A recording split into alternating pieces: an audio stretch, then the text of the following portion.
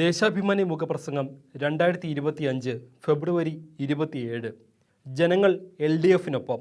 തദ്ദേശ സ്ഥാപനങ്ങളിലേക്ക് തിങ്കളാഴ്ച നടന്ന ഉപതെരഞ്ഞെടുപ്പ് ഫലം കേരള രാഷ്ട്രീയത്തിൻ്റെ വ്യക്തമായ ചൂണ്ടുപലകയാണ്.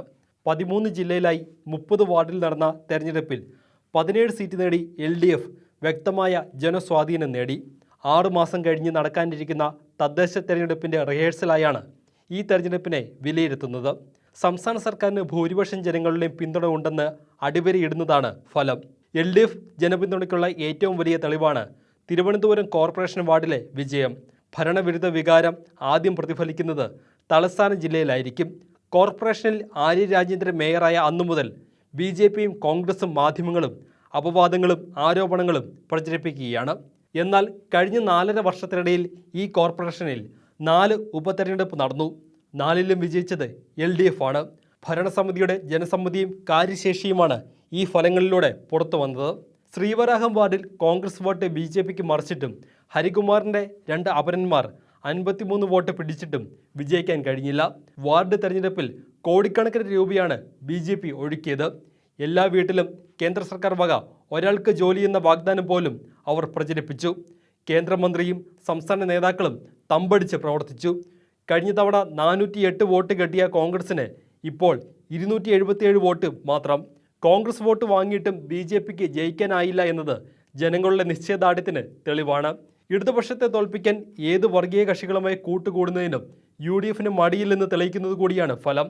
BJPക്ക് വോട്ട് മറിക്കാൻ സങ്കോചമില്ലാത്ത കോൺഗ്രസ് തീവ്ര വർഗീയ പാർട്ടിയായ SDPIക്ക് സ്വന്തം വാർഡ് വിട്ടുകൊടുത്തു. തിരുവനന്തപുരം പാങ്ങോട് പഞ്ചായത്തിൽ കോൺഗ്രസിൻ്റെ സിറ്റിംഗ് വാർഡായ പുലിപ്പാറയിലാണ് ഈ ആവശ്യത്തെ കൂട്ടുകെട്ട് അരങ്ങേറിയത്. കഴിഞ്ഞ തവണ 455 വോട്ട് നേടി വിജയിച്ച കോൺഗ്രസ് ഇപ്പോൾ 148 വോട്ടുമായി 3ാം സ്ഥാനത്തായി. അന്തരിച്ച കോൺഗ്രസ് അംഗത്തിൻ്റെ മകളെ സ്ഥാനാർത്ഥിയാക്കിയിട്ടായിരുന്നു നാണംകെട്ട കാലുമാറ്റം.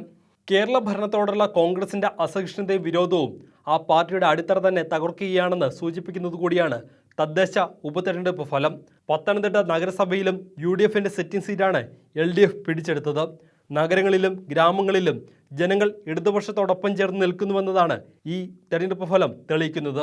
വലതുപക്ഷ മാധ്യമങ്ങളുടെ സഹായത്തോടെ UDFും BJPയും LDF സർക്കാരിനെതിരെ വലിയ തോതിലുള്ള കുപ്രചാരണങ്ങൾ അഴിച്ചുവിടുന്നതിനിടയിൽ നേടിയ ഈ വിജയത്തിന് പ്രത്യേക പ്രാധാന്യമുണ്ട്. 6 മാസം കഴിഞ്ഞ് തദ്ദേശ സ്ഥാപനങ്ങളിലേക്കും അടുത്ത വർഷം നിയമസഭയിലേക്കും നടക്കാനിരിക്കുന്ന തെരഞ്ഞെടുപ്പിൽ കേരള ജനത എങ്ങനെ ചിന്തിക്കുന്നു എന്നതിൻ്റെ വ്യക്തമായ സൂചനയാണിത്. പൂർണ്ണമായും കേരള വിരുദ്ധ നിലപാട് സ്വീകരിക്കുന്ന UDFനും കേരളത്തോട് ശത്രുത പുലർത്തുന്ന BJPക്കും ഒപ്പമല്ല ഭൂരിപക്ഷം മലയാളികളുമെന്ന് ഉറപ്പിക്കുന്നതാണ് തെരഞ്ഞെടുപ്പ് ഫലം. കഴിഞ്ഞ 5 വർഷമായി LDF സർക്കാരിനെതിരെ കള്ളക്കഥകളുണ്ടാക്കി വളഞ്ഞിട്ടാക്രമിക്കുന്ന വലതുപക്ഷ മാധ്യമങ്ങൾക്ക് ജനങ്ങൾ നൽകുന്ന മുന്നറിയിപ്പ് കൂടിയാണിത്.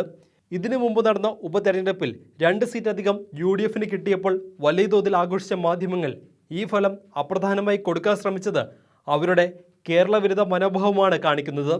UDFും BJPയും മാധ്യമങ്ങളും എത്രമാത്രം ആക്രമിച്ചാലും സാമൂഹ്യനീതിയിൽ അധിഷ്ഠിതമായ നവകേരള സൃഷ്ടിക്കായി ഭൂരിപക്ഷം ജനങ്ങളും ഇടതുപക്ഷ ജനാധിപത്യ മുന്നണിക്കൊപ്പം നിൽക്കുമെന്ന വിളംബരമാണ് ഉപതെരഞ്ഞെടുപ്പ് ഫലം.